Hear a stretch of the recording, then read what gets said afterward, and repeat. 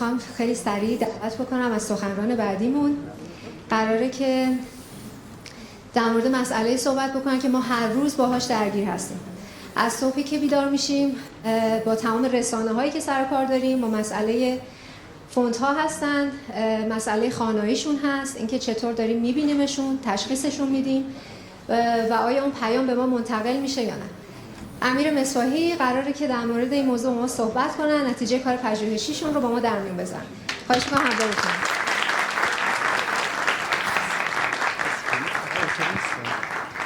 سلام به همگی، روزتون بخیر، امیدوارم حالتون خوب باشه و خیلی خوشحالم که دومین هفته تایپ تهران برگزار میشه. اتفاق خیلی بزرگه برای تایپ فارسی. همیشه چند وقت جدیدن به بچه‌ها دوستان میگم به شما که تازه علاقه‌مند شدید یا دارید حرفه‌ای‌تر کار می‌کنید حسودی میشه. موقعی که ما شروع کردیم هیچ خبری از این چیزا نبود، هیچ اتفاقی برای تایپ فارسی نمی‌افتاد، خیلی محدود بود. ولی خوشحالم که دومین ساله که به صورت تخصصی برگزار میشه و دم بچه‌ها گرم. خب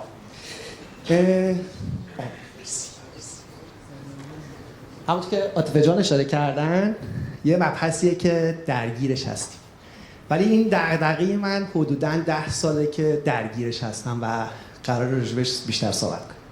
میکروتایپ کلید تشخیص یا خانه حروف. البته عذرخواهی می‌کنم من یه صدام گرفته به خاطر تغییر آب و هوا.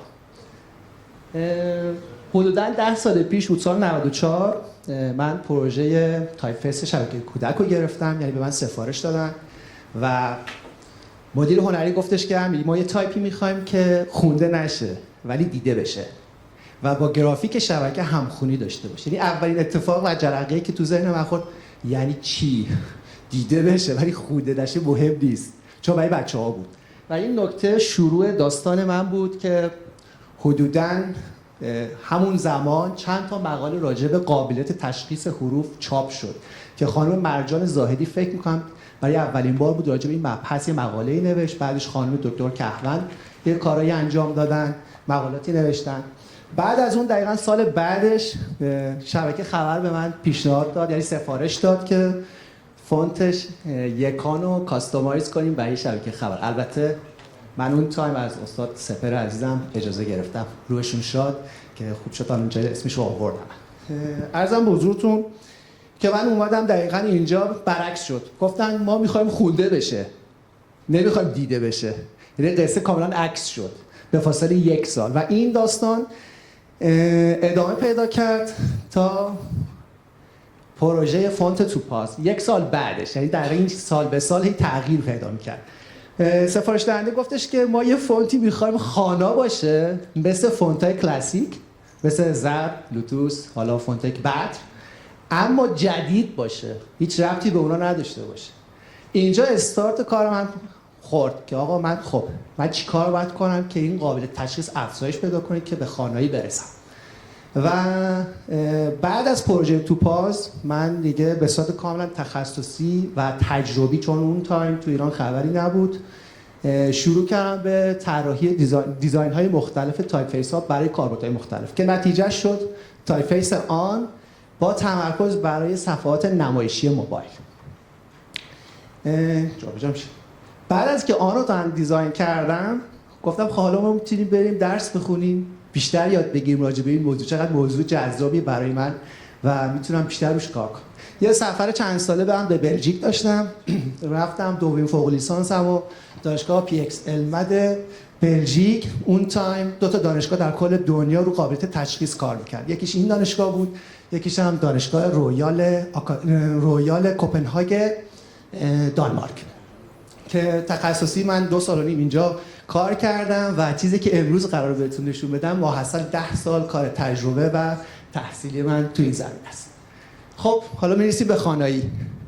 چیزی که من متوجه شدم این موضوع، بیشتر تایپ دیزاینرها موقعی که فونت میاد بیرون میگیم فونت ما خاناتره. شاید شما هم شنیده باشید، خود منم یکی از اونام باشه، شاید باشم. و اون فونت من خیلی خاناست. و این سوال اصلا پیش اومد، اصلا خانایی یعنی چی؟ اصلا خانایی چه چیزی رو ایجاد میکنه؟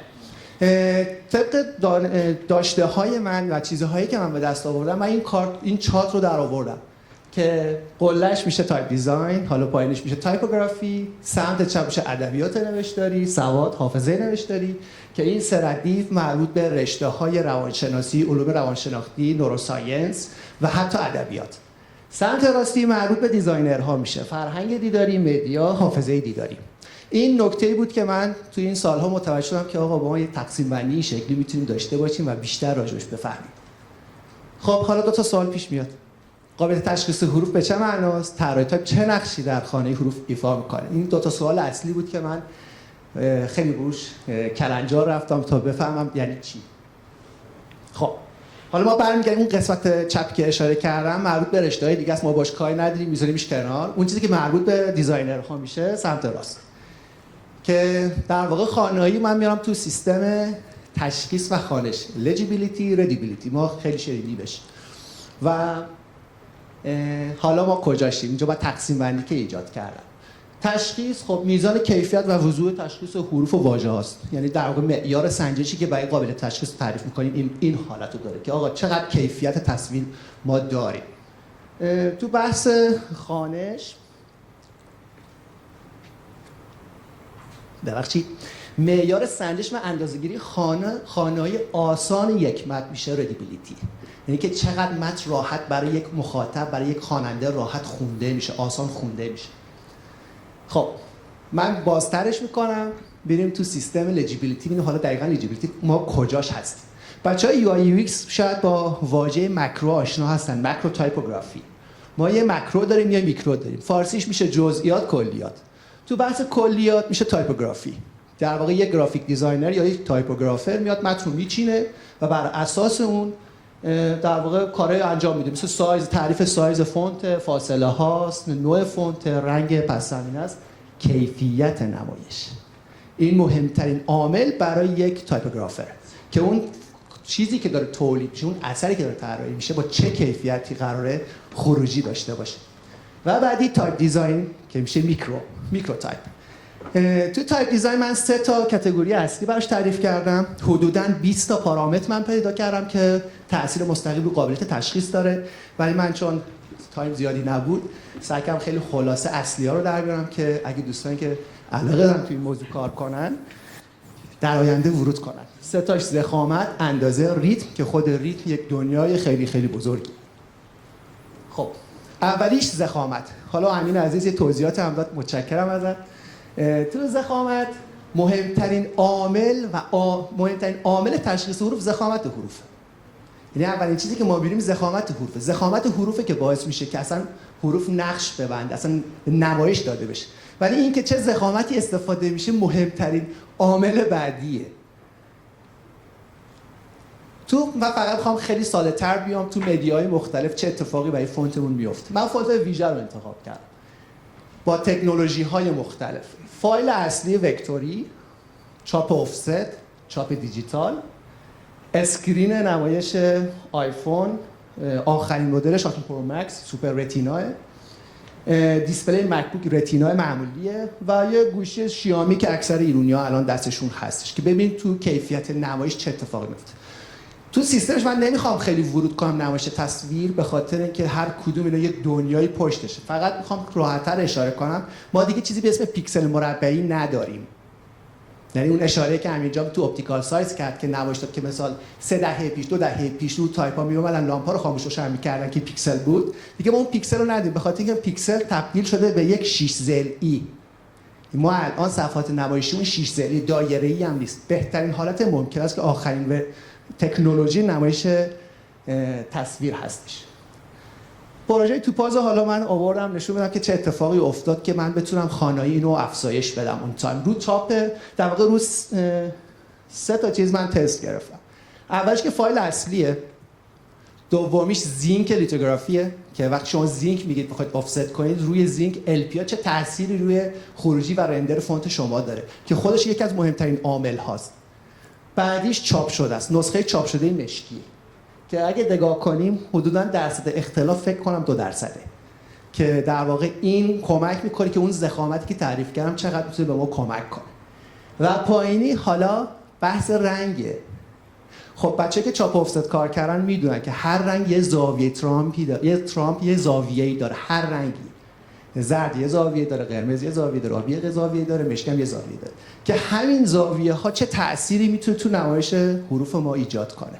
این تأثیرات تو سایزهای ریز خیلی خودشون نشون میده.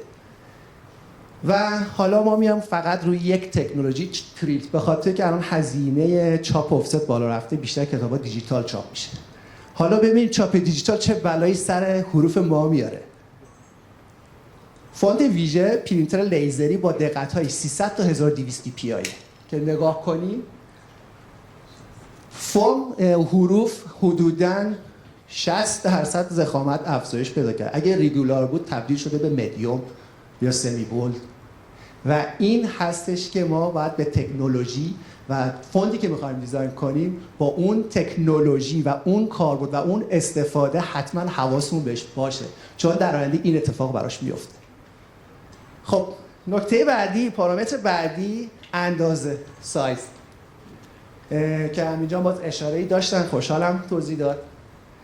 دقیقاً 5 سال پیش همینجا رو همین استیج من راجع به سایز صحبت کردم که سایز استاندارد چقدر نقش حیاتی داره برای فونت فارسی، که الان یک ابر چالش میتونم اشاره کنم، یه ابر چالش برای تایپوگرافرایی که دارن کتاب میبندن، به خصوص کسایی که روزنامه و مجله دارن کار میکنن. به خاطر این سایزا که تغییر میکنه کلا صفحه بندی تغییر میکنه، این پاراگرافا کنار هم نمیاد، خطا بالا پایین میشه. خود این باعث میشه که تمرکز روی خوانش برداشته بشه.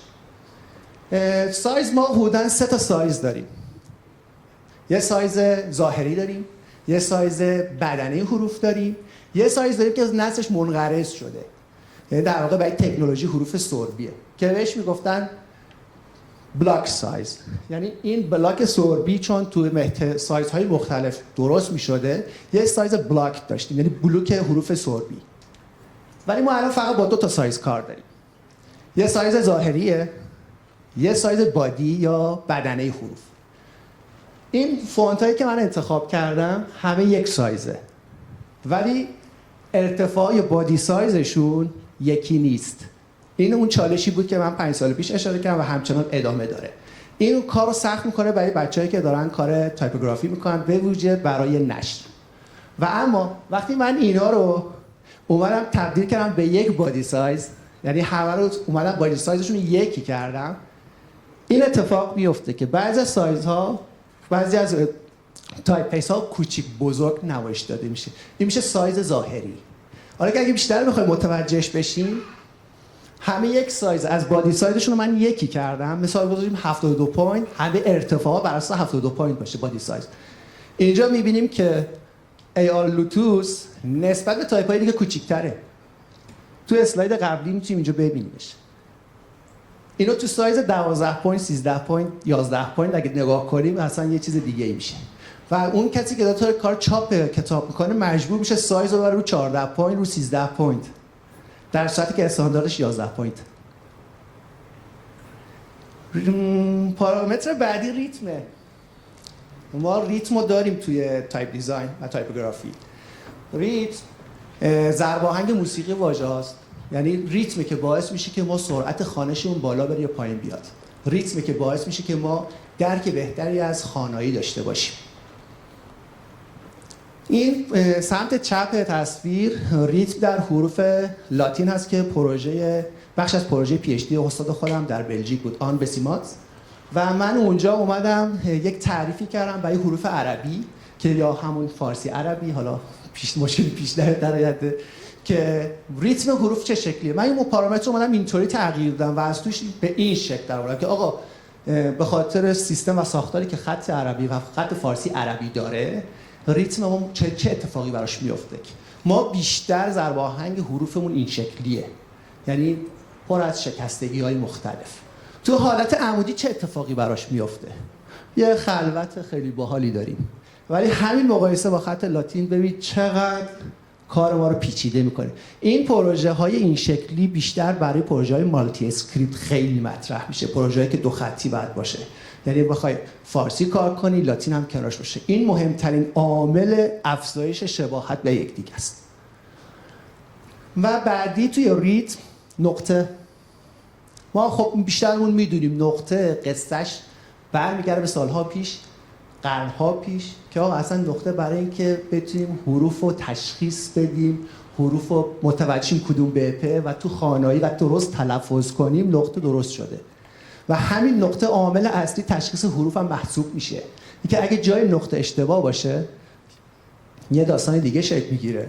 و البته هر نقطه خودش یک ویژگی‌های تصویری داره، یک زاویه، یک انرژی هایی داره که روی فونت ما خیلی خیلی تأثیر گذاره.